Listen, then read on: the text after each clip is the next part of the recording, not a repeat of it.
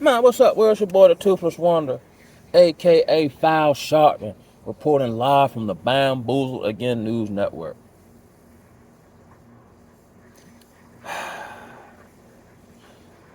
First of all, let me say this. I'm gonna do it later. I was gonna make a video about Dr. Umar, not in any kind of disrespectful fashion or whatever, just from someone on the outside looking in. Because, you know, I'm always the outsider, so I tend to see things in totality rather than in a vacuum, right? That's why I'll use, people in my personal, associates, friends, colleagues, homies to run certain things past because I'll get tunnel vision, like Kodak Black. But they can see it from different perspectives, and that's a wise thing to do. One of my partners had just posted, I guess, a TikTok video about a commercial bank in China going belly up, and I couldn't personally verify, but I know all this stuff is going to happen eventually. Like 40 banks in China have failed. For the life of me, I just don't understand why people don't get it. And I think it's because of how you're programmed to think money works. And the way we think it works, or what gives it value, is like everything else here in America, an illusion. The money is only valuable because the people give it value. But it's nothing essentially more than paper with dead white folks on it that they're continuously printing up. So like, if let's say I flood the block, or everybody on the block got coke, the price drops, the value drops, because there's more of it in abundance. The price goes up when it's harder to find. Scarcity creates value. Just like it in the quote unquote dating market. These females have overinflated, used up box, and are convincing brothers who don't know any better, because they're conditioned to believe so, to pay for box and the human it's attached to that has no value. Everything's flip-floppity.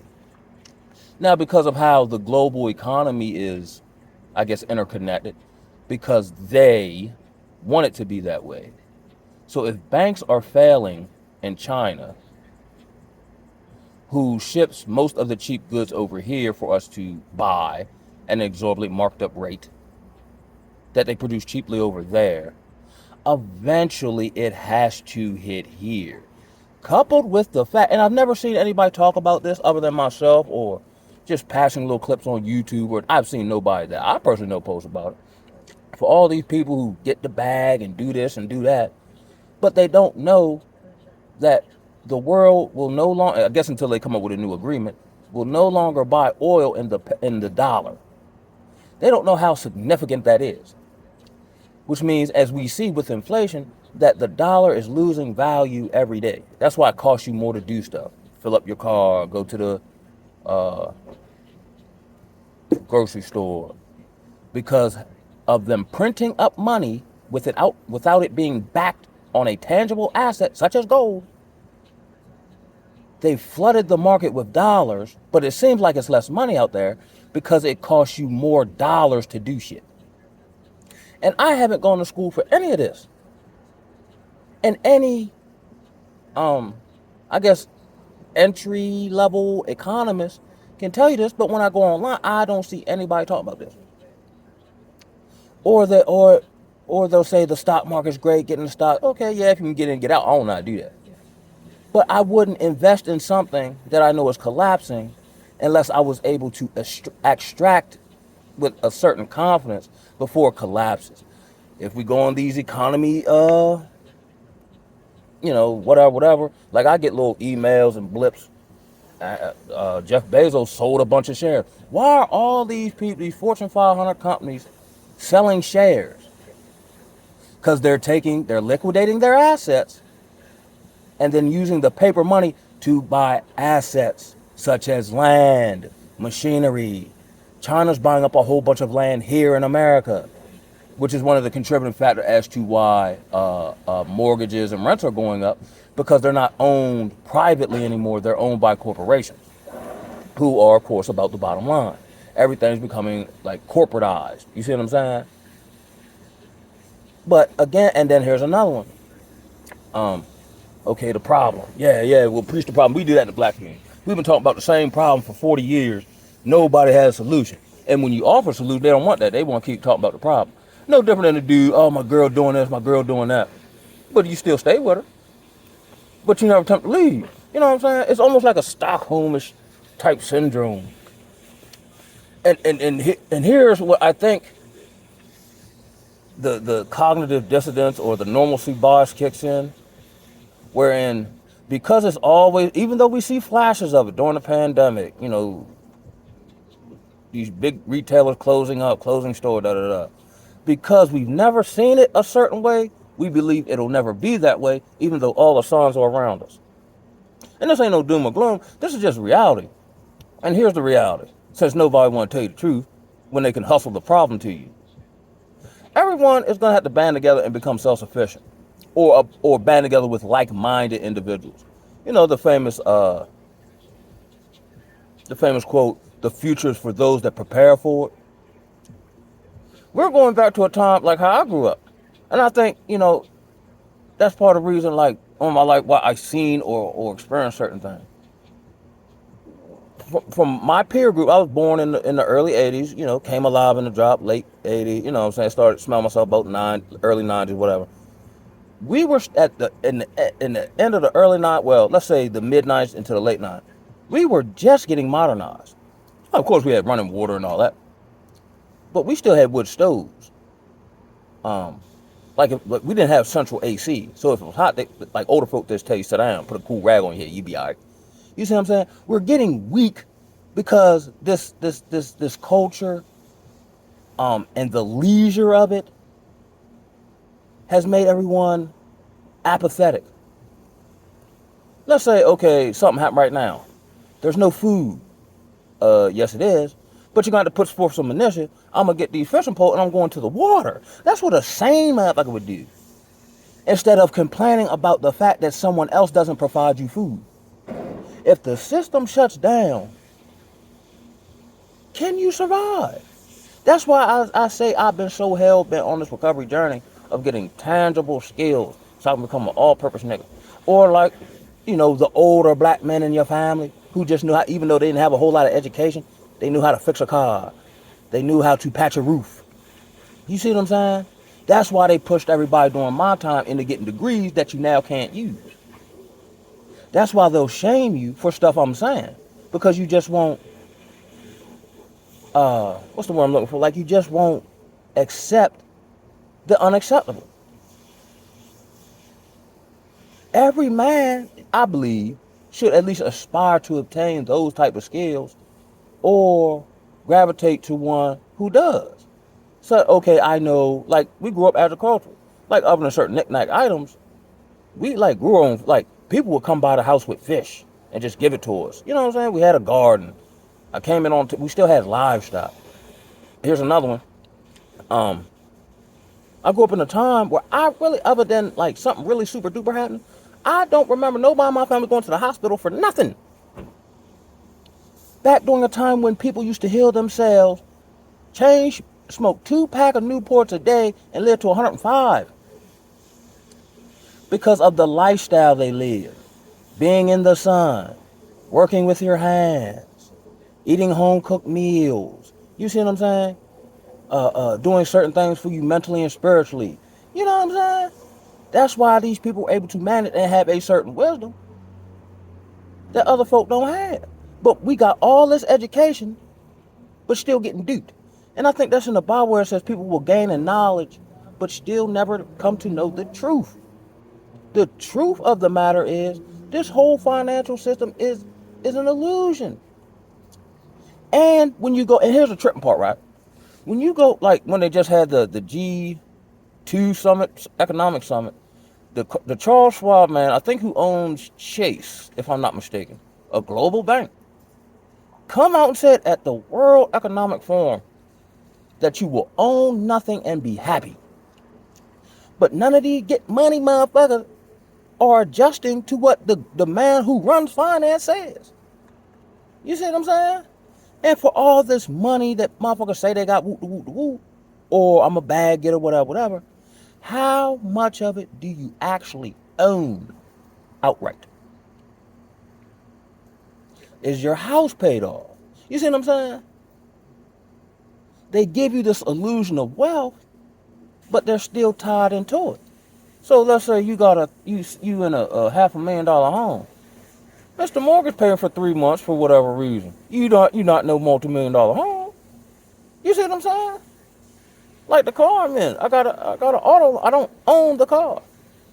You see what I'm saying? We don't own anything here.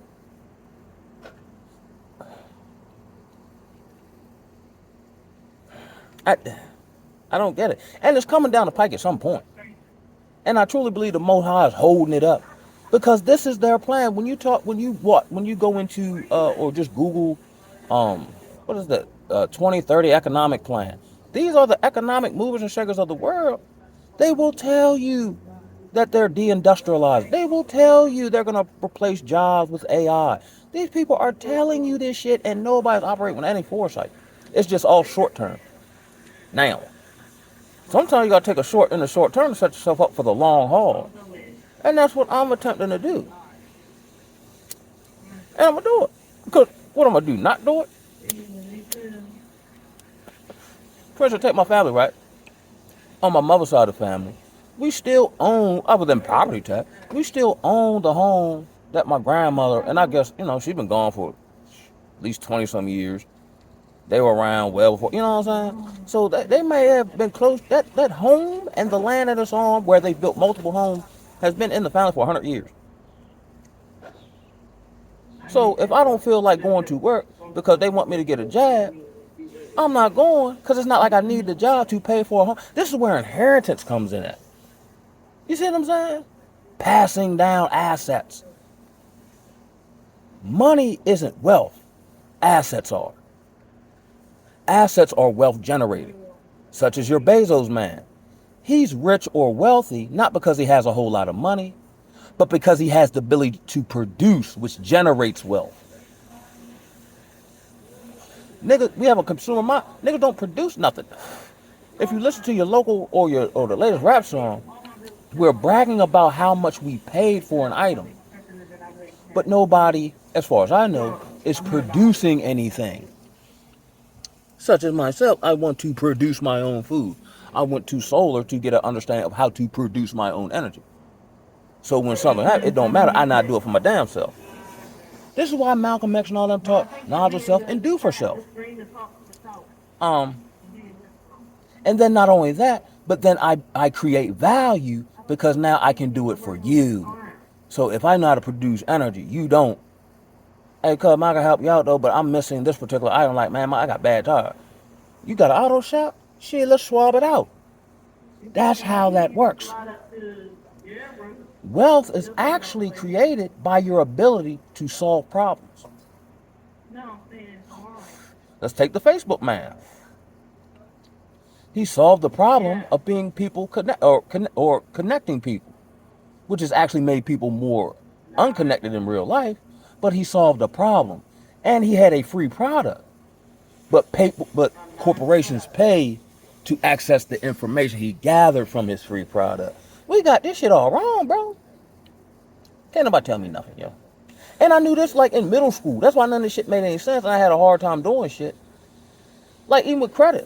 You know what I'm saying? That's an illusion. That's why the economy stalls when they can't get you into debt to then produce money. And that's why when people start defaulting on loans, then the banks start suffering because they over leverage themselves because they can legally do that. That's why I keep enough money in the bank to, pay bills, stuff like that. But I'm not, I feel good about myself because X, Y, Z in the bank. And then something happens. Now I can't get my money out the bank because they control it. But they set this, like you can only do with certain stuff unless you're connected to a bank, credit, whatever. So that's how I've been moving. I utilize the resource, but I'm not fully invested in it. I use the resource to obtain tangible assets that I can touch. I guess the real estate guy, Grant Cardone, one of his premises is that cash is trash. So he owns a bunch of, I guess, apartment complexes, something, you know what I mean? Like billions worth, whatever. But let's say his money loses all value. he still has the resource he controls the vagabond. So, okay, I'll house all thousand of you guys, but I'm gonna need you dig this trench because I'm gonna do this. Okay. You see what I'm saying?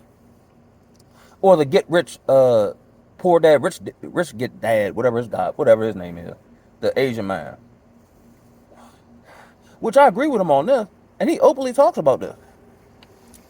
He makes money by creating debt on himself personally. So I forgot all the steps he did, but what he said in the '80s, like he got like $50,000 credit cards, and then would buy $40,000 worth of gold.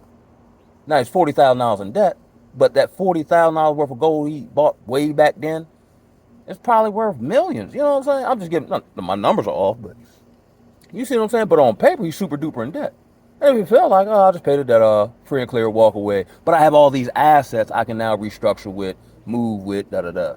Because typically, from what I understand, during, the Great Depression, all those type of things, all your, what they call them people?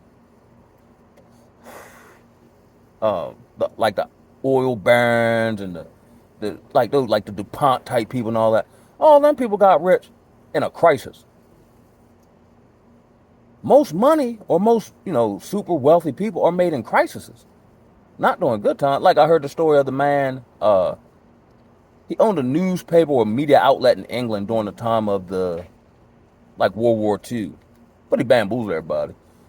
So he's privy to get information before everybody else because he the one put it out. So, the Nazis were getting some groundswell, but they got stopped at some battle, right? But if they had won that particular battle, they'd have been on their way to like England. You know what I'm saying? So he put out the story that they lost the battle. The stock market crashed because of information. The value of everything dropped because it's ready to get destroyed because the Nazis are coming. He came in and bought everything up for pennies on the dollar. And when it comes to light that wasn't the case and the tide turned and all that, now he got all this valuable shit, whatever it was, for pennies on the dollar and made even more money. I'ma holler at y'all, man. Oh.